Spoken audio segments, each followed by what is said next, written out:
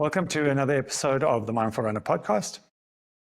This is the series where we speak to the MacMac 200 miler participants. MacMac 200 miler is, without a doubt, the toughest ultra run in South Africa. It's probably one of the toughest in the world. And today I'm joined by Jarryd James. Jarryd is a novice to this particular race, to the 200 mile distance. And he's got some fascinating stories to tell us about his preparation and about what motivates him. Hey, Jarryd. Hi, Fred. Tell us a bit about your running background and why you decided to run the MacMac 200. So I've been running now for a couple of years. I actually got into running to help me find discipline through some dark times that I went through, having just matriculated and being introduced to an awesome bunch of guys, but unfortunately bad influences on myself. I really struggled to say no, and I quickly found myself quite deep into drugs and alcohol.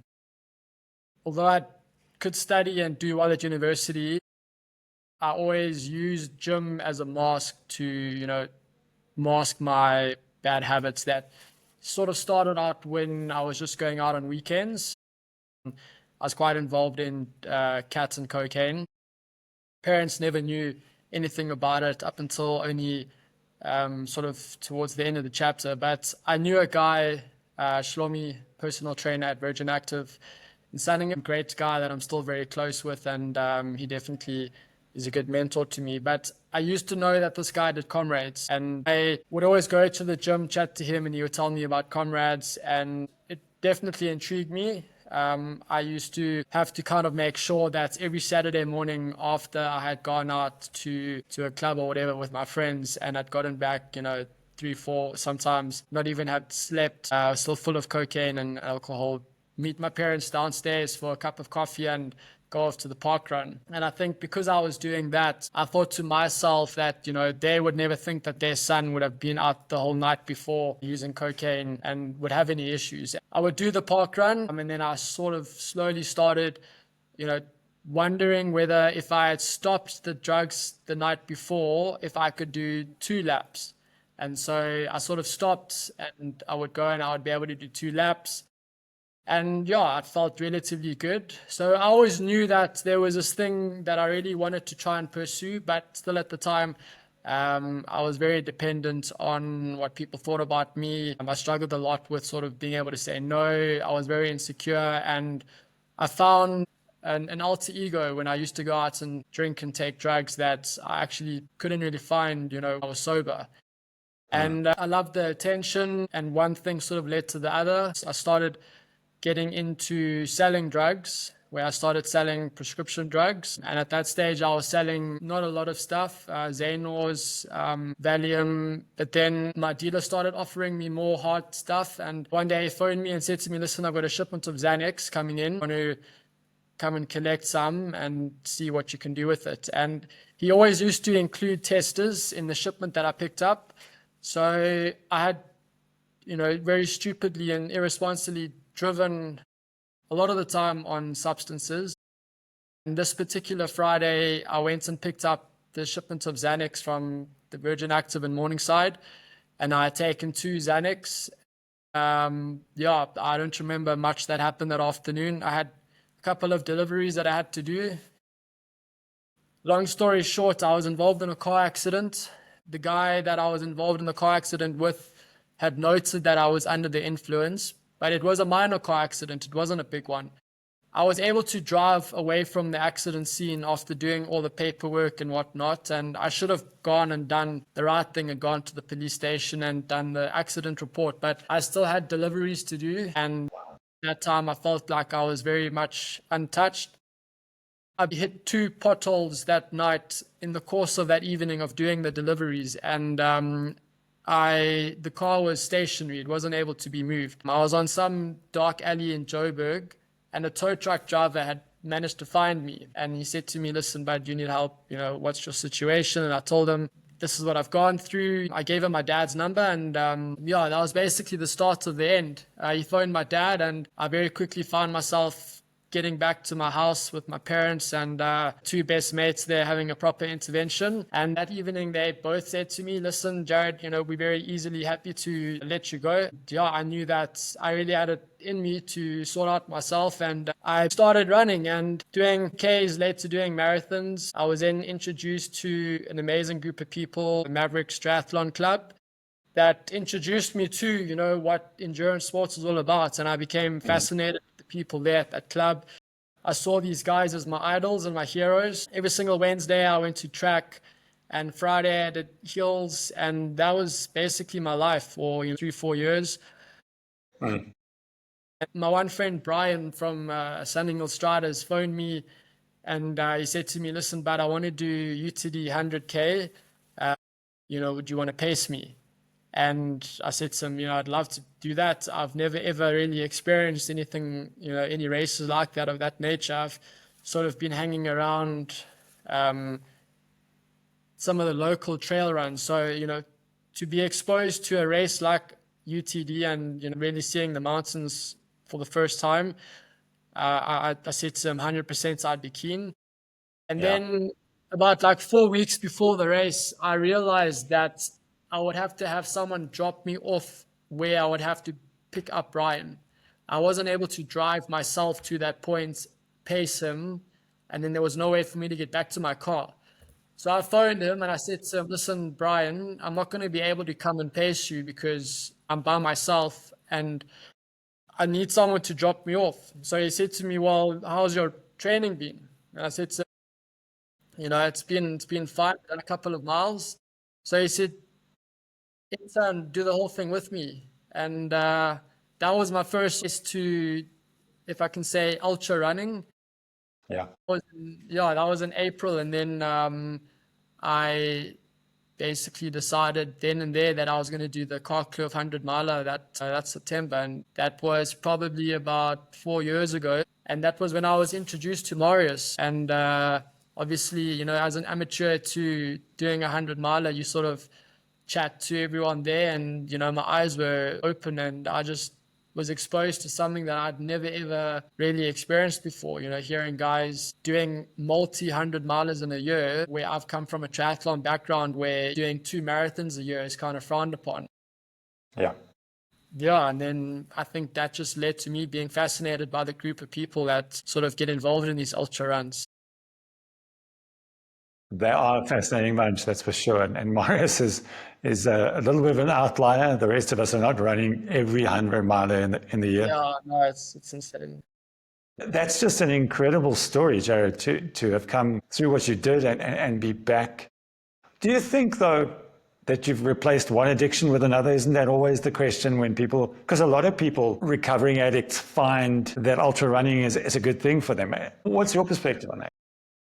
I don't think so. I've always been very keen on health and fitness. And even during my days when I was in university and I was using a lot of cats and cocaine, I would always make the time to go to the gym and really look after myself. I think for me, the biggest thing is just having discipline, having a purpose and putting my kid out every night and knowing that I wake up in the morning and I start my day off with intent.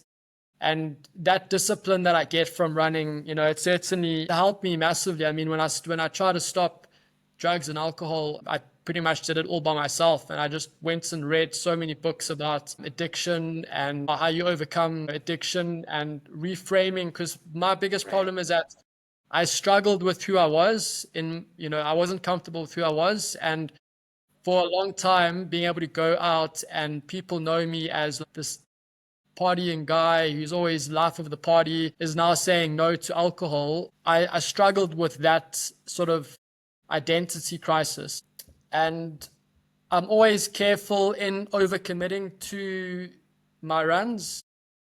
I always try and, have a balance and integrate the rest of my family with the habit, because I'm very aware of, how dangerous running can be. The reason why I started running, to find that happiness and that discipline, I never want to lose that by doing too much running and overcommitting myself. Unfortunately, I think endurance sports it can be a very unhealthy addiction. And, I'd love to have running in my life for, years to come. Yeah. So, yeah, I think having balance is really important. So touched on a really important word there. Just hear Kipchoge, his phrase, only the disciplined are truly free. And it's when you are disciplined that you realize the freedom in that discipline, right? It is just, Correct. things are much easier. You're not constantly looking for motivation or ways to do things. It's just like, that's my routine. I have a discipline and I'm going to do it. 100%. So what's your biggest question or your biggest fear going into this race? What do you think it is? I think just off the bat, from sort of, mile 100, having done a couple of 100 milers and finishing, it's one thing, but going into the unknown of that second 100 miles. I remember when I did the George 100 miler last year, it was sort of the first time where you could start feel that sleep deprivation was starting to play with me a little bit. I've never really hallucinated and any of that stuff. So yeah, it's an uncertainty. I think the unknown, eat care, nutrition, like you always hear of palate fatigue on the longer stuff. Look, I definitely have no shortage of passion when it comes to doing something like Mac 200. I think that you sort of have to just take on the challenge with a very open mind and not be hard on yourself. I think you have to really celebrate the small victories. And to be honest with you, like just rocking up on that start line in 2 weeks' time is a victory in itself. Yeah. It's just, yeah, it's something, not many people get the privilege of being able to go and do a 200-mile run. And I really want to just, make the most of it, whether it's the lead up to the race, getting there, seeing everyone that's doing the race with me and just making the most of it. Yeah, it's an incredible experience to be able to go and do. How's your training gone? And did anything surprise you about the training that you did do compared to what you've done in the past? I definitely think mileage, having worked with Marius now for a few months, it's been amazing to see that my body has been responding so well to the high miles. I definitely had 1 or 2 weekends where, you could feel that the body was tired. But I think the overall sort of conditioning that I've had over the last few years in the gym and doing lots of strength work has allowed my body to absorb the mileage and definitely help with injury prevention. Yeah, I've kept a lot of my speed intervals as well into my program, which I was really happy about. I'm definitely more, on more focused on the shorter distances. I've often heard when guys do the longer stuff, they do lose that top end speed. Still being able to hold a lot of the speed during my 3-minute on and 2-minute off intervals, where I'm still at sort of sub 4 minute a K for those intervals. It's nice to see, because I wasn't sure how my body would respond after doing a run like Mac. I know, like with Ryan Sands, when he did the Himalayas tour, he said that his body just was never the same after that expedition. And I think, at least knowing that now with the training, I can still have that speed. It's giving me hope to, after Mac, still being able to, race in the shorter distances. During your training, do you have any first, any in the build-up, like longest runs, first night runs, any of that kind of thing? So I was laughing in December when I was at the beach, but I took this book down to the beach on feet care. And I said to my wife, not many people are probably sitting here on the beach reading a book about how to look after your feet. Yeah. So yeah, that was definitely a first. And then I went and did my own little backyard ultra at De Wilt, which was lots of fun. We got a whole lot of our friends to come with, and really make the weekend out of that. That was awesome. And I think the weekend in Clarence, it was the first time where I've truly gone away and had a proper training camp and experienced what a training camp is, going and doing like 2 long back-to-back runs and immersing myself truly in a running weekend, and not really having anything to worry about, having my wife help me with all the odds and ends, and living and experiencing what it feels like, what I'm sure some of the pros in America and that go and, experience when they go and spend Yeah. weeks up in Colorado. So that was very, very cool. And then I think the people that I've met, being introduced to icons of the sport, certainly Nikki, from Marius, and like Matt Dove, good friend of mine who helped me a lot last year, and he had done the double Everest thing early on in this year. And I think just being exposed to people that have done incredible like endurance feats, and knowing that I'm also now going to go and take on something that's extreme, it makes you look at yourself differently, Yeah. So that's been quite cool. Yeah. Yeah. I think what always strikes me about, especially the ultra endurance sports people, and those who've been around for a while, is the level of humility, but at the same time arrogance, this confidence in their ability, but also the humility that they know the very next race, Mother Nature could give them such a smack that they'd be back on their bums feeling sorry for themselves. No, exactly. And I think it's the only sport where no matter how hard you train, whatever has happened up until that rest, that gun goes, it's irrelevant. I mean, you could have had the most perfect training block, that when the run starts, there's things that are going to happen that you don't know that are going to happen. So it's like approaching it with confidence, but also truly respecting the distance, and I think respecting your body as well. Knowing that that shit can hit the fan, and that finish is not guaranteed. Just knowing that you've done your best, and I think being patient with yourself. And if that means taking a few hours at an aid station to catch up on rest, or having to stop to look after your feet, you got to work together with your body, and you can't have this massive ego. I think it's easy to come across as very confident when you're in a group of runners and someone asks you what run are you training for, and you say a 200 miler. You feel like you're a champion.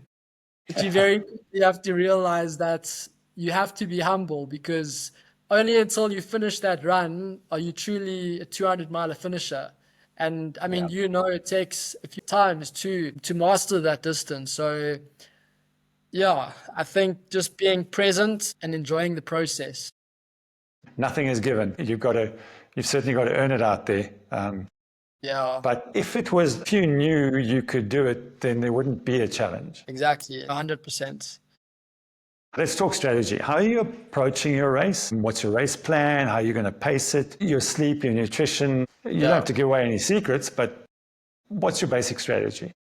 Basic strategy is definitely be on top of my nutrition. Fortunately, I am a massive food lover, and I haven't had any issues in the past with eating.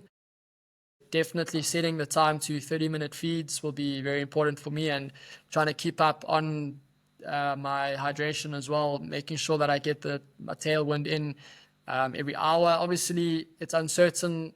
I don't know how my body will respond. I've only really had tailwind for like 37 hours. I don't know what's going to happen after that. So I'm either going to get really over tailwind or I don't know what's going to happen. I mean, what advice can you add with that? No, that's all you can do. Like keep on going until it doesn't work anymore, and then have the backups and have the alternates there. I think me personally, I have two different. I'm going to be using Tailwind because it's on the tables, and so it makes sense. Yeah. But I'm also going to have Morton's, and I'm going to have some 32 GI stuff there, but doing the same function, just different tastes and slightly different textures. Yeah. And I'll cycle through those until they no longer work, because there will come a point at which you can't take them in anymore. And hopefully it's just after you finish the race, but you've got to deal with the situation at hand, I think. Certainly stay on top of my nutrition and hydration. I think with regards to sleep, look, I've obviously got a plan for where I would like to sleep. Obviously, it's not probably going to happen that way. Leaning towards, trying to get the necessary rest before it's too late. I've got a sort of idea when I should be sleeping, just before I go and drop off that steep drop off. I think from what I've heard, once you get sleep deprived, it's very hard to come back. And sometimes I know from past experiences that I always would be on top of my nutrition and maybe have too much nutrition, then hit the wall, bonk, and try and recover after that. So I may take on the same strategy with my sleep, where if I come through a certain point and I'm feeling that, listen, I can either push on or I could probably close my eye for a couple of minutes, I think that I would prefer to be in a position where, I do take a bit of rest for a couple of minutes and then be in a position where down the line, hopefully it will help me, day 3 and day 4. I think in terms of strategy, really managing myself, not worrying about how slow my fastest mile is, but just getting each mile in as consistently as possible and not blow myself up in the first lap and try and recover. Just manage myself, be easy on myself. Yeah. Hold a consistent pace, not be too hard on myself either. Like if I go through a section and it doesn't go according to plan, not really worrying about it too much and, just saying to myself, listen, you've still got a couple of days. Don't get overexcited. It's when I went to the Mac training camp, Fricky said to me, the one thing you have to have is patience. And you're in it for the long run. What you do, obviously the race starts on the Wednesday. What you do on the Wednesday and the Thursday is going to help you on the Friday and the Saturday. Yeah. It's the same as a marathon. What you do in the first half will either make or break your second half. So it's easy to get carried away. Someone that often struggles to hold back, I got to have a long, hard think about it and know what my strategy is and, where I want to be at a certain time. And if someone goes ahead of me and I think that I could probably be with them, I have to be disciplined and say to myself, listen, I've got a plan, try to stick to the plan as best that I can. In the light of day now, when you're planning and you're putting your strategies together, first of all, you're going to have an A, B, and C type scenario. You'll plan for what the potential problems are that'll come up and how you'll handle them. That's what you need to do on Friday morning when the wheels are coming off. You need to do what you planned in the cold light of day, not what you think you should do after not having slept for 48 hours and you're dog tired and your brain's not even working properly. That's a bad time to be trying to think your way out of a problem. So think through all of those potential problems, how you're going to solve them, so that you have to do less cognition because, the brain doesn't work. You'll get into an aid station and somebody will go, do you want Coke, coffee, cream soda, or tea? And you're like, I don't know. Just give me one.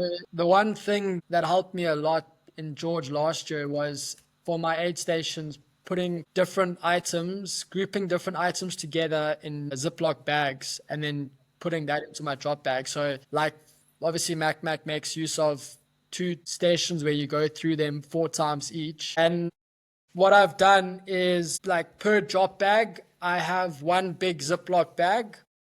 And then I basically have smaller Ziploc bags that has my sock change kit, my race food, which is my Tailwind, call it my recovery kit, a Tailwind recovery build, and a 32 GI race porridge, which I had when I was in George. That helped me get food down if I wasn't hungry, but it has a lot of carbs and protein in it. So removing the process of making decisions, putting everything exactly what I need into the Ziploc bag. So I know when I get to an aid station, okay, I'm at Mac Hut 2, I go straight to my drop bag, I pull out that Mac Hut 2 drop bag, and then in there, it's clearly organized. I know exactly what I need when, and using that same strategy also for my hydration pack, where I know in my left pocket, it's always the miscellaneous accessories. So like my tablets, my cell phone charger, my sunscreen, my chafing cream, my lip ice, wet wipes. In the right pocket, always keeping my food. So my 2 bags of biltong, my 2 bags of potatoes, and not ever getting those 2 mixed up. So I know when I'm tired and I'm not in it, right side, always food. If I need lip ice, left pocket. I don't have to be searching around for everything. And I think that'll help. I mean, it definitely has helped me in the past. It certainly sounds like you got it all together from a planning and strategy point of view. Your gear setup, what's that look like? Are you going minimalist or are you going full prepper, everything? So I'll have the bare essentials. I'll have in my emergency kit my thermal longs, my waterproof pants, my thermal top, my base layer, beanie, and scarf. Those miscellaneous goods that I chatted about. So, the lip ice, chafing cream, sunscreen, all of that stuff in the right pocket, and in the left. With regards to what food I'm going to be carrying, it's just the basic stuff, which works very well for me. Biltong, potatoes, and sandwiches. I'll have one sandwich in either behind the bladders with my biltong and my potato in my right pocket. 2 headlamps, batteries for the headlamps, and a space blanket. I did actually go and buy the new Solomon hydration pack, and I realized that it's actually, from what I heard, it's got challenges. Obviously, I mean, Solomon is an amazing brand, and they put that thing together with an idea and a plan. And yes, maybe it doesn't have the thing for the rain jacket, and the pockets at the back are a little bit different, but after playing around with it, it actually makes you not bring everything that you need, and just the base, so I'll definitely try and move as light as possible. I don't want to be carrying any unnecessary stuff. Carrying that backpack on your back for like 4 days can be a long time.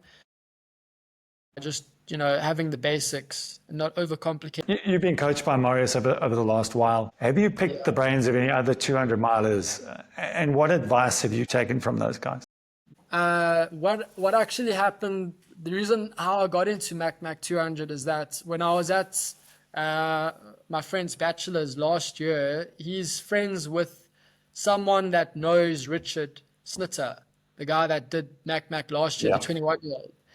Yeah, I know. I had just finished George 100 miler, and this guy was saying to me, I know his friend's doing the 200 mile at the moment. And I said, oh, Hector, can I have Vok's number? And after chatting to him, that was when I realized that I can probably do this. And certainly I've spoken to him plenty of times. I'm actually going for a run with him on Saturday where we'll chat about a couple of tips and secrets. Nikki, I've briefly spoken to her, and then, having Matt Dove help me last year and chatting to me about some of the stuff that he's done in Europe, and being exposed to the ultra scene, and just really that you got to have massive balls to do this stuff. And there's no other way to put it. They've certainly helped me with, advice on the end of the run. I think it's one thing reading strategies to do a 200 miler, but it's another thing chatting to someone that's been there at hour 85, where you just have lost all sense of like consciousness, and you just marching forward. So I don't know if it's a good thing or a bad thing, but at least they've been able to give me a bit of advice. Yeah, it's always worth talking to the people who've been there. Obviously, you have to run your own race, so you know yourself better than anybody else. But it definitely makes sense. Okay, let's talk mindset and your own expectations. What does success look like for you at this race? Honestly, finishing happy.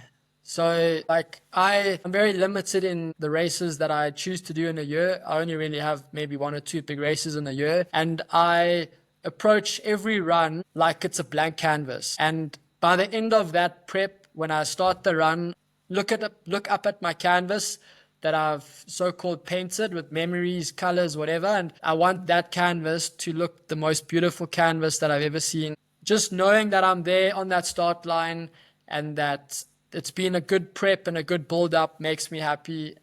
Truly being able to go and express yourself on the run, it's a privilege, whether that means winning the run or coming last.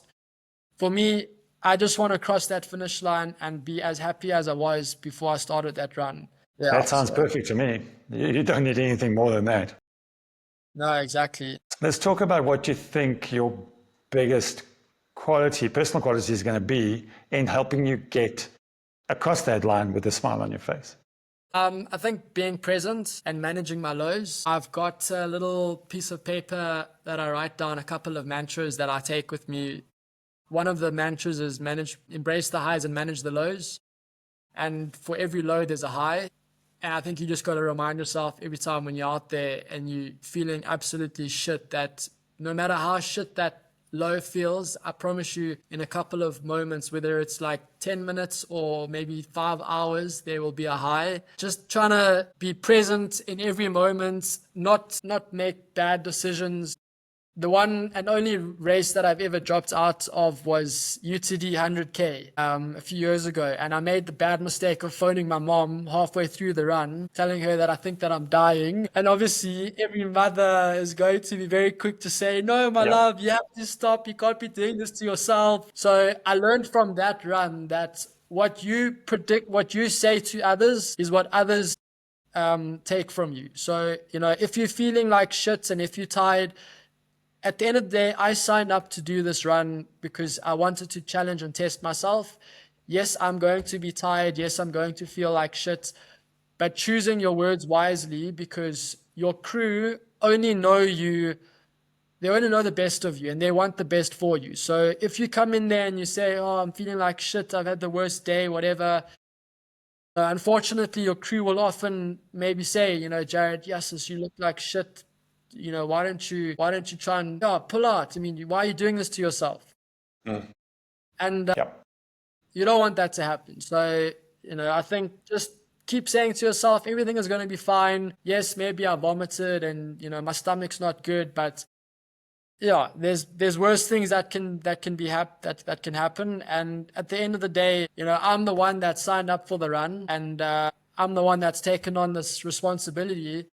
A lot of money, a lot of time has gone into it, and at the end of the day, yeah, it's you want to enjoy the whole thing. Like, yes, it's a race, and yes, it's 200 miles, but truly, if you can walk away and you can say to yourself that was an epic 5-day journey, and you have photos and memories, for me to frame the medal and put a lacquer photo of myself there with my wife, that would be cool.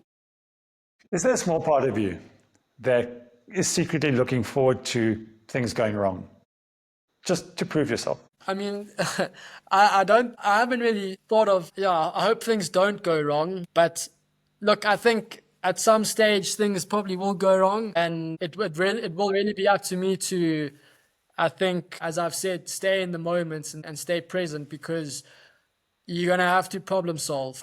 You're going to have to problem solve very quickly. I guess looking back, maybe if you asked me this after the run, I could say I was proud of myself, how I did handle things when things went wrong.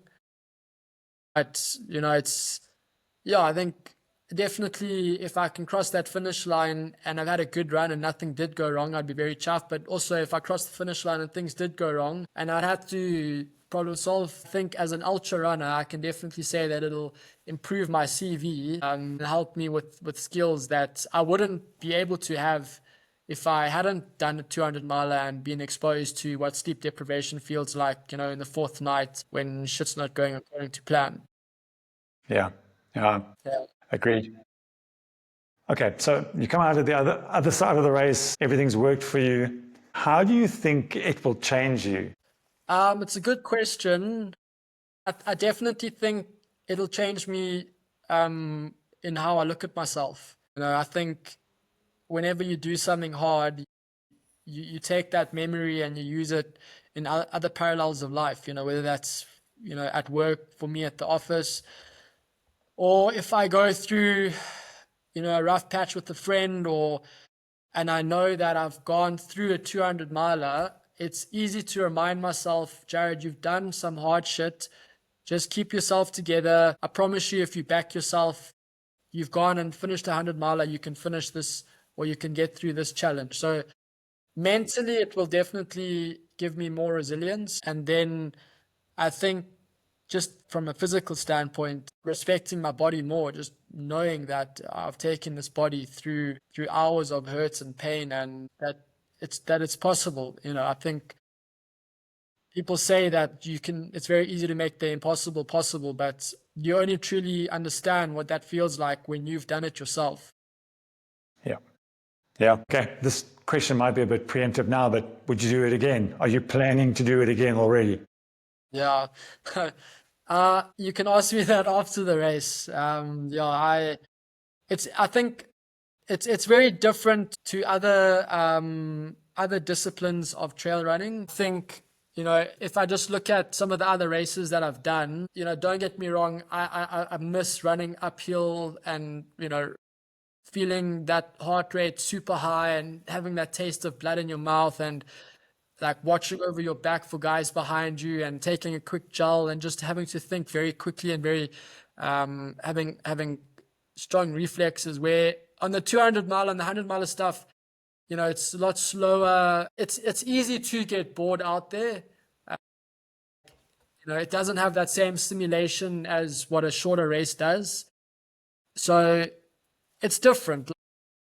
I would never have not chosen to do a 200 miler, but I think certainly I wouldn't only want to do long stuff. I think it's nice to mix things up and, experience some of the other races. Just there's so many trail runs in South Africa, whether it's the Otsa race that's only 46 Ks or, doing something like the Mac. There's just so many opportunities, and like a 200 miler takes up a lot of time. And unfortunately, some of us don't have endless amounts of leave, so you kind of have to factor that in. But certainly, something that I would like to work towards is the Drakensberg Grand Traverse. I've done the mini traverse, and it was absolutely amazing. So tackling something like the Grand Traverse, and I was looking last night. There's another race, the one, what's it called, the Tusker, that goes through the reserve. And obviously there's the international races as well. When we were at Mac training camp, Ilof was chatting to us about Tour. I mean, that's just an epic challenge in itself. There's so many options out there, and you don't want to do all of them too soon. I want to enjoy the whole process, and without a doubt, after Mac, I'll cherish the moments and the memories for a very long time before I start laying my eyes on some new goals. Yeah, good. That's a good balanced perspective. It's also that kind of coming to the box of sweeties and you kind of go, well, which one do I want to taste now? 200, 40, 50, all valid. Yeah, absolutely. These days, people are challenging what the human body is capable of. You got to approach these runs with a bit of caution. You got to be careful that you don't sort of overcommit, and that you enjoy the whole thing. Like, that's the most important thing, is that you enjoy it. You wanna be happy out there, and you want to enjoy the whole thing. You got any advice for other guys who are first timers? Any advice for them? It's not really. I mean, I'm also a first timer, so I'm going in there also with open eyes and open ears. But I think, enjoy it. Stay in the moment. Be present, and be easy on yourself. The person that wins a 200 miler is the person that has managed themselves the best. I would like to say they must not get carried away, but I have to be careful what I say, because I could be the guy getting carried away. I think we must just go and enjoy it. We've got 14 days today until the run. It's going to be awesome. Next week, I'm sure that the nerves will start building up. And before we know it, we're going to be there at Sabi looking at that start and finish line, and very asking ourselves, what the hell have we got ourselves into? Well, I can tell you, 10 past 5, Jaryd, I'm somewhere between Maritzbos and the Mount Anderson split in 2 weeks' time. Yeah, and that Mount Anderson split looks like it's quite a challenging one as well. So I'm sure we're going to be in a whole lot of hurt. Yeah. Jaryd, thanks so much for sharing for your story. And I like your perspective. It's nice and balanced. And I think you're going to have a phenomenal run. I think you're going to just really enjoy it out there. Hopefully we all do. So I will see you on that start line. Thanks for the opportunity and introducing me to many different trail runners. Mindful Runners it's certainly one of the best and biggest trail groups in Joburg, I think, in South Africa. And I've really enjoyed working with Marius and also being introduced to your knowledge as well. So I'm sure that we'll chat for a little bit at Mac, and I look forward to having a nice meal or cup of coffee. I don't drink. I can't say a beer after the race, but hopefully we come out on the other end in one piece.